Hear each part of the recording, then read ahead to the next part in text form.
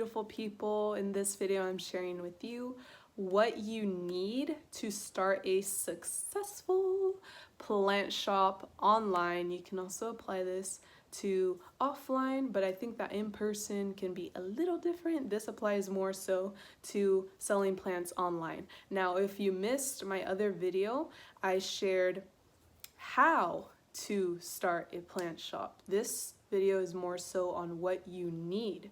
So make sure to check that out, subscribe. The link is in the description below. All right, so number one, you need healthy plants. You need supply, baby. You are the supplier. You need a supply of whatever plant it is that you are selling. It doesn't have to be one, it could be various. I offer various herbs, mainly herbs.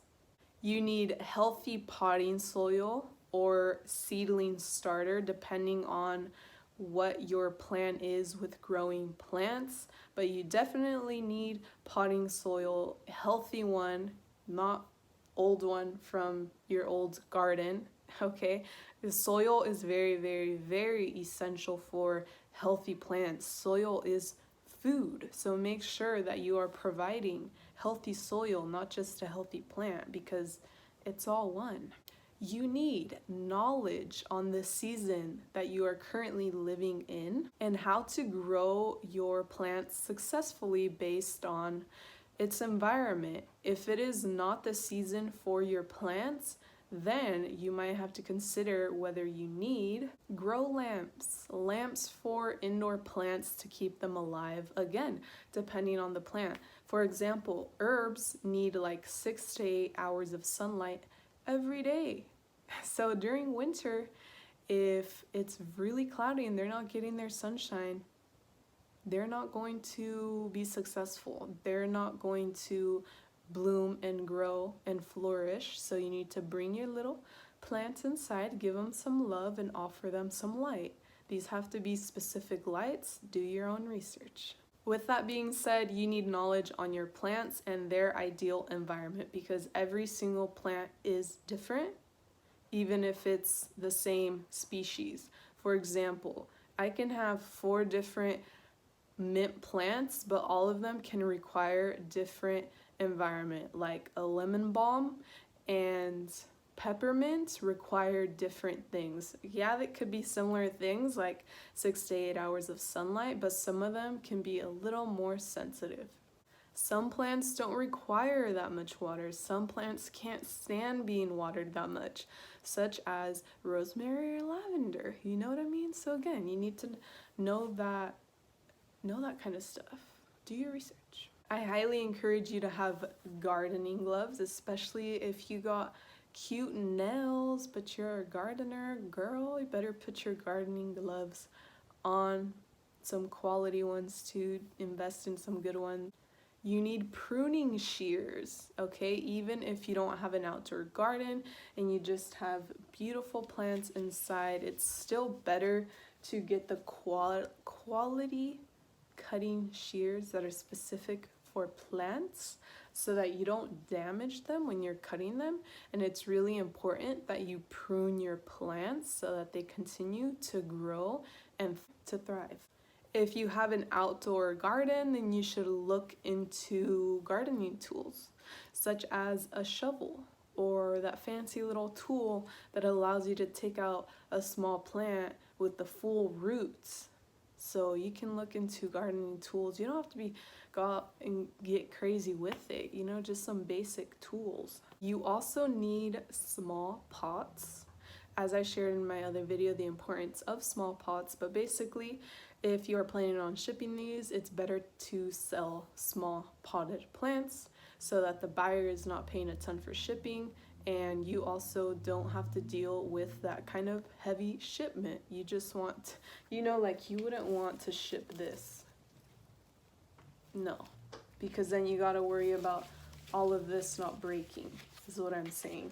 You want to ship a small, healthy, rooted plant to make sure that it makes it to its new home. This is a beautiful example of a healthy, small potted plant. With that being said, you need boxes, the correct boxes to ship plants. There are many, many, many boxes out there. Just make sure that it's not a heavy box, that it's lightweight, that it's going to do the work, that it's going to make it to its destination. This is the box that I use. It comes in a package on Amazon, and basically the breakdown price for a box like this, you build it yourself kind of thing. Ugh. You just tape this, then you got a box, right? There you go, hon. And this breaks down to like $1 a piece, so you want to make sure that you incorporate that price when you sell your plants. You need tape, scissors, and newspaper. Now you can invest in paper to ship your plants, but newspaper is the most affordable way to do this. If you haven't watched my video on how to ship live plants, I highly encourage you to, because all of this is going to make so much more sense. Because when you ship a plant, there's a specific way for you to ship it so that it doesn't go all crazy and break during its drive.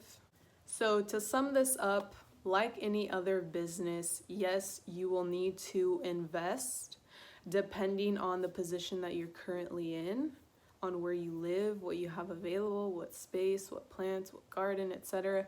is going to depend on the things that you need to get started. Because for me, like when I first started, I was working with my mom's garden, and she already had all the tools. She had everything. So all I had to invest in is more small pots so that I can make a ton of plants that are ready to ship, and I needed healthy soil. That was all. And I also needed some mason jars so that I can put plants in there, make sure that the sun reaches the clear glass to propagate these plants. That was it. Now, further down my business, I have invested into more things, such as plants, so that I can make plants out of that plant. The last thing I'll say is that you will need a platform to sell your plants on. And I went all deep into this in my other video, description is below, but basically you need a platform. I use Etsy. That's where I sell my plants, and Etsy, as of now, per listing, they charge 20 cents per listing, and if you choose to run ads on there, that's also going to be a cost. So again, you do need some sort of investment, but it's not anything crazy. Business cards is another thing that you can consider. I feel like you shouldn't get business cards until you actually start to make income from your business. Once it gets rolling, then you can think about marketing yourself that way and promoting yourself that way, because business cards are an investment. Although I will say you can get really cheap business cards online for $8. They will do front and back. All you need to do is create your own design. I created my own design on Canva, downloaded it, sent it to them for $8, free shipping. They gave me quite a few. I think it was 100 cards. So I mean, $8, that's an incredible way, because then you can send off and ship a beautiful plant to a customer. Make sure you put a business card in there and say, hey, make sure to give this to a friend or something, and you never know if your business expands in that way. Now, these are the business cards that I was referring to. It comes in a box of 100, and they're really nice quality. Like this one, straight out of Mama Earth. That's my business.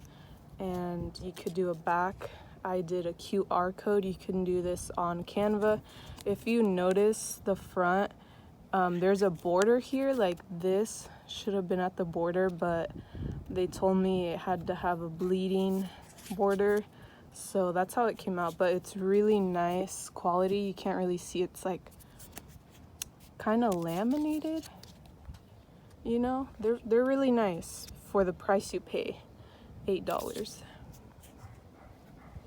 I would say that you have to be careful when it comes to running ads, because plants, especially when you first start, it's a little hard to make a lot of money with plants unless you have a large scale business and you're selling a ton of plants. Then I wouldn't really run like Facebook ads and stuff like that, because then you're not really making any profit. Now, further down the road, again, if you start to make money, your business picks up, then you can open up an LLC to have a legit business.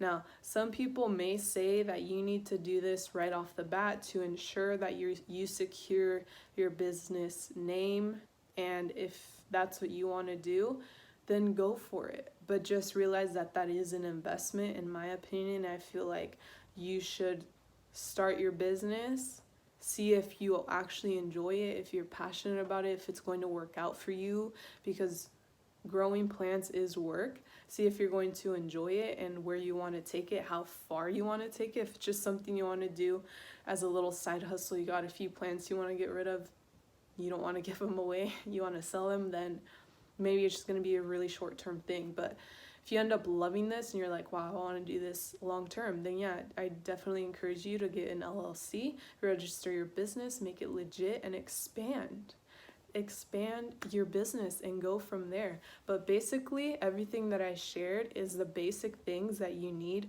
to start a plant shop. Take into account everything that you already have, the resources that you already have. Mama Earth will be very abundant, and she will provide and she will help you with soil and water and rain and sunshine. All of these things that your plants need to thrive. And all you need is some boxes and some tape and a platform to share your beautiful plants. So I hope this was helpful to you. Thank you so much for being here, and make sure to stay connected.